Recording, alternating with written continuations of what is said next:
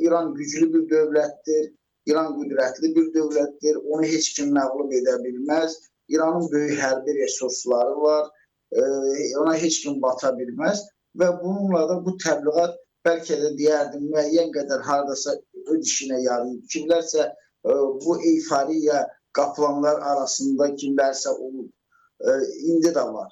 Məsələyə real yanaşsa, ola bilsin İran məsələn illər uzunu raketlər istehsal edib yığıb, müəyyən qədər drone istehsal edib yığıb, ancaq bu hərbi potensialı döyüş meydanında bu sərf etdi. Və qarşı tərəfdə müəyyən qədər hərbi potensialını sərf edəndən sonra müxtəlif səbəblərdən, yəni bunlar fərqli səbəblərdən Amerika Birləşmiş Ştatları indi həm istifadə etdiyi hərbi resurslarını yenidən bərpa etmək üçün, həm daxildə Trumpa qarşı müxalifətin seçki öncəsi təzyiqləri fonunda və digər səbəblərdən büdcə xərclərinin yenidən o hesabatını verir bugün. Mən inanmıram ki, Birləşmiş Ştatlar prosesi yarımçıq qoyub geçsin. Yarımçıq qoyub geçsə bu İranın əlinə bir bəhanə verəcək ki, bir təbliğat verəcək ki, imkanı yaradacaq ki, mən qalib gəldim, mən Amerika kimi böyük dövlətə onu məğlub etdim. İran ümumiyyətlə, mən sizə bir söz deyim də, İsmail Bəqai'nin o dediyi ifadə ki var, biz özümüzlə fövqəl gücü, fövqəl dövlətik. Bununla da onlar çalışırlar ki, regiondakı digər qruplar, dövlətləri, ətraf dövlətləri, yəni özlərini bir güc mərkəzi kimi təqdim eləsinlər. Bunun digər tərəfi danışıqlar prosesində, bu ifadənin, danışıqlar prosesində İranın mövqeyini möhkəmlətməyə və şərtlərini diktə eləmək üçün bir legitimlik yaratmağa hesablanır. Yəni İran özünü güc kimi təqdim etməklə sanki Amerika Birləşmiş Ştatlarına bərabər tərəf kimi qoyur masada və demək istəyir ki, yəni onun şərtləri qəbul olmalıdır. İranda bilirsiniz də vəziyyət, iqtisadi vəziyyət çox gərgindir. Yəni indi məsələn o qədər də demək olar ki, hiss olunmur. Çünki cəmiyyətin başı elədiyi müharibəyə qarşı. Məsələn deyirlər indi cəmiyyət güya rejimin ətrafında sıx birləşib, xarici düşmənə qarşı mübarizə üçün birləşib filan. Amma məsələ burasındadır ki, sadəcə olaraq müharibə şəraitində insanlar etiraza qalxır. Müharibə şəraitində insanlar etiraza qalxmaqdan çəkinir, qorxur. Çünki təhlükəlidir. Göydən raket yağır, bomba yağır və belə bir vəziyyətdə insanlar küçələrə çıxa bilməz. Ancaq bu müharibə təhlükəsi aradan qalxsa, müharibə dayansa, ondan sonra insanlar iqtisadi tələblərlə, sosial-iqtisadi tələblərlə küçələrə çıxacaqlar. Və artıq İranın neft satışı mümkün olmadığına görə İrana valyuta gəlmir və devalvasiya günü-gündən artır. Artıq 1 milyon 840 mini ötdü də, səhv etmirəmsə, dollar. 1 dollar 1 milyon 840 min tüməni ötdü. Yəni ona görə də bu sürətli bir, çox sürətlə gedir bu proses. İranın bütün sənaye infrastrukturu dağılıb, İranın neft əsas gəlir sahəsi olan neft sənayesi böhran içindədir. İndi bu nefti sata bilmirlər, istehsalı da dayandıra bilmirlər. Bunun taliyi necə olacaq bilmiyorum. Bank strukturu dağılıb. Bax bu baxımdan da bilirsiniz, ölkə böyük iqtisadi böhran içindədir və bu hələlik müşahidi hiss olunmur. Kənardan baxanda hiss olunmur. Amma zaman keçəndə insanlar bu tələblə meydana çıxacaqlar. Bax bu baxımdan da rejim indidən özünün siyasi mövqeyini möhkəmlətməyə çalışır. İdeoloji mövqeyini möhkəmlətməyə çalışır. Özünü güclü göstərməyə çalışır ki, cəmiyyəti öz ətrafında toparlaya bilsin, birləşdirə bilsin. Cəmiyyətin gözündə zəif görünməsin. Çünki İran rejimi zəif duruma düşsə, aydın məsələdir ki, o rejim dağılacaq. Yəni rejimin uzun ömürlüyü mümkün deyil. Yəni zəif durumda uzun ömürlü qalması mümkün deyil. Bu rejim dağılacaq. Ona görə də özlərini bir növdə bu daxili ictimai rəyə hesablanır və göstərmək istəyirlər ki, biz qüdrətli dövlətik, heç kim bizi məğlub edə bilməz. Biz qalibik, fövqəli gücük. Dünya bizimlə hesablaşmalıdır. Regiondakı dövlətlər bizimlə hesablaşmalıdır. Amma faktiki olaraq bugün İran gəmiləri, İranın 2 dənə gəmisi blokadanı yarıb, Amerikanın blokadasını yarıb Hörmüz boğazından çıxa bilmir. Bir tərəfdən özü Hörmüzü bağlayır, digər tərəfdən Hörmüzdən çıxa bilmir. Yəni bax, bu necə fövqəli gücdür. Bax, bu baxımdan da İsmail Vəqainin dedikləri boş və absurd fikirlərdir. Onlar daha çox, yenə deyirəm, görüntü yaratmağa hesablanır, bilefdir və həm də daxil ictimai rəylə bir manipulyasiyadır. Düşünürəm ki, yəqin perspektivdə indi müharibənin yenidən hərbi əməliyyatların başlanması ehtimalı getdikcə artır. Burada 2 mühüm amil var. Birincisi, Amerika Birləşmiş Ştatları artıq danışıqların nəticə vermədiyini görərək yenidən hakimiyyətə ələ keçirmiş Sepaha qarşı, yəni konkret desək Sepahın komandanlığına, yəni danışıqlara mane olan komandanlığını vurmaq üçün, deməli, sıradan çıxartmaq üçün hərbi əməliyyatlara başlaya bilər, həm də təzyiq məqsədi ilə.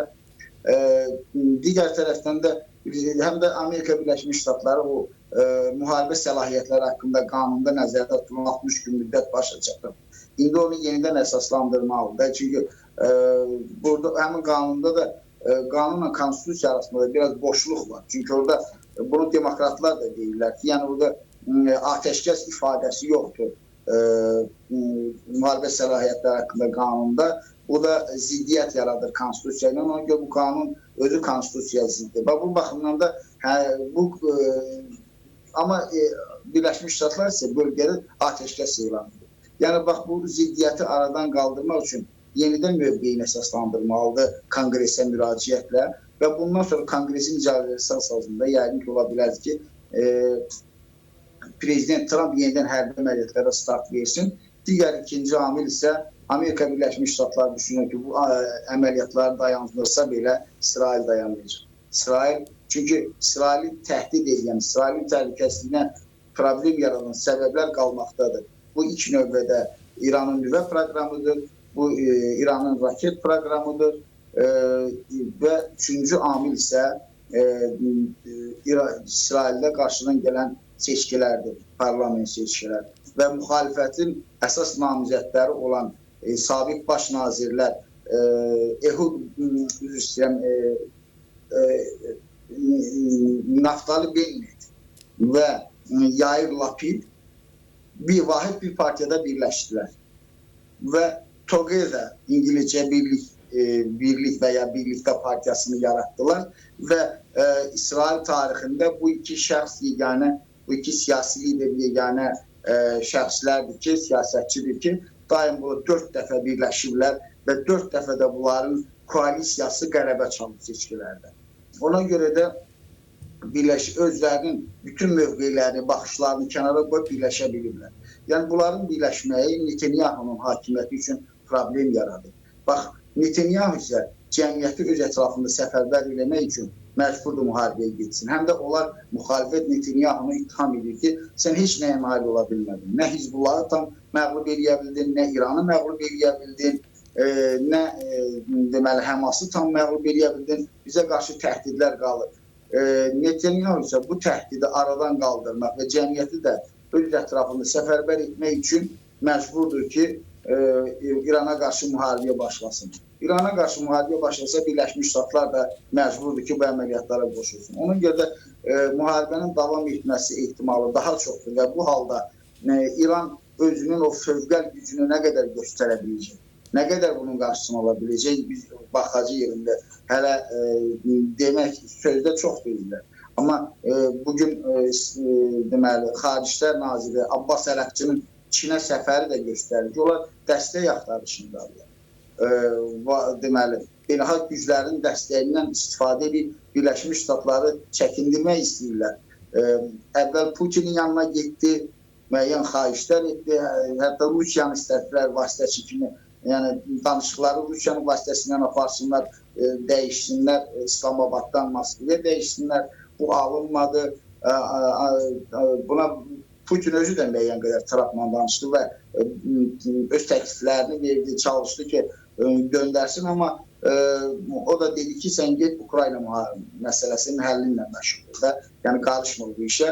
Sonra isə indi isə mən demişdim sizə, bilmirəm xatirinizədirmi, süjetlərimizdən birində demişdim müsahibələrimizdə ki, ola bilsin ki, ərəqçi geçsin Çinə getsin və doğru getdi, bugün Çinə gedib, yəni hər tərəfli qaydada bu axtarırlar, bunlar, yəni bu 3 dənə, o el arasında bir söz var, sacayaq, bu 3 sacayaq mərkəz ki var, Çin, Rusiya, İran, bu 3 güc mərkəzi bu saat Amerika Birləşmiş Ştatlarına qarşı yaxın şərqdə əsas koalisiya hesab olunur, ümumiyyətlə beynəlxalq münasibətlər. Və İran da çalışır ki, Çindən dəstək alsın və Rusiyadan dəstək alsın, amma Rusiyadan görünür istədiyini ala bilmir.